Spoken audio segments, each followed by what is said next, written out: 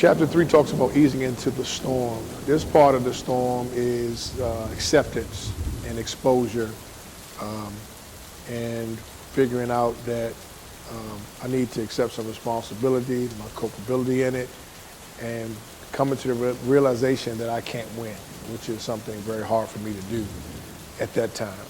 Of course, my perspective has changed in that. Um, Waking up and seeing your face and hearing your name on the news, the local news, 8, 12, and 6 was devastating to me.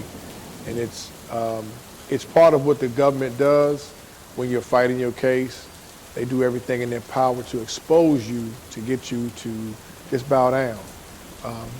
But during this time, I wasn't ready to bow down and never had any intentions of doing so. Definitely didn't have any intentions of accepting anything that I hadn't done. And they put a lot on my plate to accept that I had not done. But as time went on, the exposure, the fighting, you get to a point where you grow through the adversity, and that's exactly what happened to me. And I said, it comes to a time where you're just going to accept some responsibility and see how you can lessen this blow. And accepting a plea deal was what my lawyer and I came to an agreement with, and it gave me an opportunity to get home to my son sooner, as opposed to fighting and losing, which I wanted to do, and it hadn't been for him. It was just about me.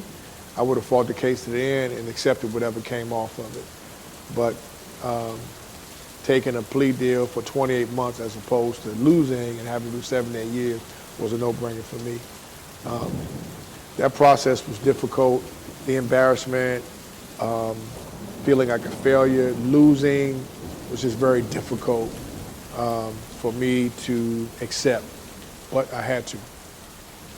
The biggest part of easing into the storm was getting my son to ease in the storm, to understand that after my plea deal, I had about 30 days, I had to report to Estelle, South Carolina.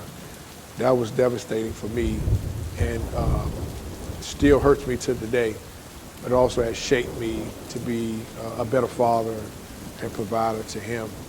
And had I not gone through this process, it wouldn't have propelled me to be the person I am today, by God's grace, of course.